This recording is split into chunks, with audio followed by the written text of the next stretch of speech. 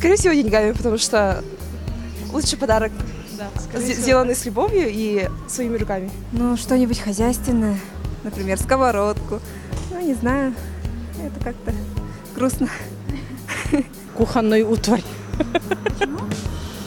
Потому что достаточно уже. Я считаю, что для женщины какая-то утварь кухонная – это как обыденность, это не подарок.